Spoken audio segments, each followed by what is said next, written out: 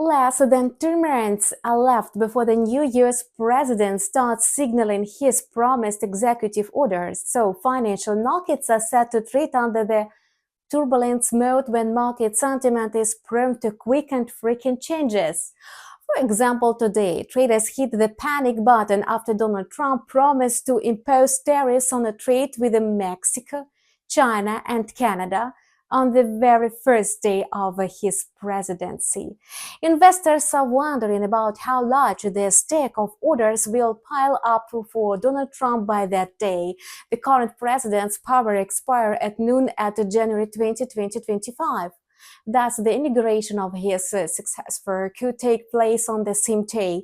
Meanwhile, Donald Trump is selecting candidates for his cabinet.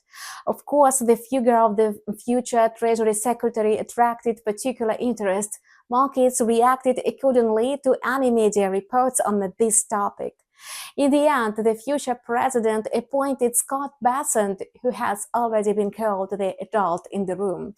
Indeed, Scott Bessent has 35 years of a successful experience in investment management. Hence, he is not a proponent of hasty, ill-considered decisions. For example, regarding the promised tariff hikes, he has already stated that they are a negotiation tool. At the same time, the unpredictable and bizarre decisions of Donald Trump will keep markets on edge, regardless of how moderate the position of the Treasury Secretary will be. Meanwhile, the markets had to respond to the news they received just like with any other piece of news. The main response to Scott Bessent's appointment was a rise in the stocks and decline in the US dollar from its 2-year high. Last week, its index exceeded 108 points, so the US dollar index opened a new week with a decrease within into the range of 106.90 to 107.50 points. The decline of the US dollar can also be viewed as a temporary correction after its sharp rally against the euro on Friday. After all, the main guarantor of the greenback's yield is the US economy, which is currently outperforming other countries. Moreover, it promises to perform much better in the future compared to, for example, the Eurozone economy. Besides, as long as the world tariffs remains in work, it will act as an inflationary factor and an argument for halting the Fed Reserve's rate cuts. However, today the market is essentially stagnating despite some slight fluctuations. Perhaps the minutes from the Fed Reserve meeting in November will set the market in motion, but only if its content brings something new. The minutes will hardly bring any surprise, as Fed Reserve policymakers have repeatedly stated that they intend to pause any further monetary policy easing. So, the euro-dollar pair is likely to exit the flat market. Unlike the Fed Reserve, the ECB aims to cut interest rates almost at every meeting. Amid such fundamentals, the euro-dollar pair seems doomed to a bearish trend. In fact, the euro has already dropped by almost 5% against the US dollar over the past 52 weeks. Besides, the euro has tumbled by 5.54% since the beginning of the year. At the moment, the euro might gain ground on the condition of the dollar's pullback. If the euro-dollar pair closes the New York session today above the resistance level of 1.0470, as it did yesterday, buyers will be able to push the price toward the upper border of the technical range at around 1.0484. If this scenario plays out, it makes sense to consider buy positions. The main target for long positions will be the resistance level of 1.0608.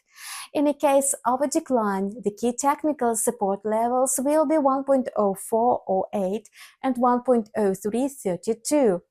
By the way, the first decision Donald Trump is expected to make as promised during his election campaign is the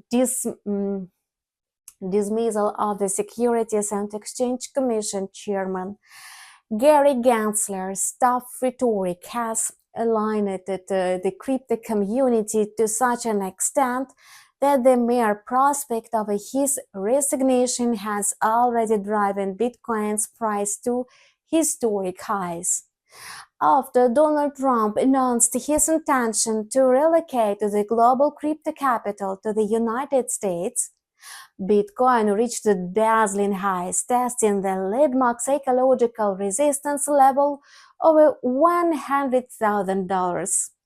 Meanwhile, crude oil is trading steadily. Oil prices are rising due to the geopolitical tensions. For instance, the benchmark Brent crude has been climbing for several trading sessions in a row. However, yesterday it took a nosedive and spent the first half of a Tuesday in a lower price range of $72.60 to $73.60 per barrel. The decline was triggered by reports of a potential ceasefire between Israel and Lebanon. If these rumors are confirmed by authorities, oil prices are likely to drop even lower. Conversely, if the potential truce fails, oil prices could quickly rebound to the levels seen late last week. The Russian ruble is extending its weakness not only due to the fallen oil prices. The main driver of the ruble's weakness is the latest round of sanctions by the United States. On November 21, the US Treasury expanded restrictions targeting Russia's financial sector, including Gazprom Bank and several depositories that manage securities transactions. Naturally, this complicates the interaction with the foreign counterparts, particularly in the matters of exports and import. The system needs time to adapt and restructure, which is reflected in the ruble's current weakness.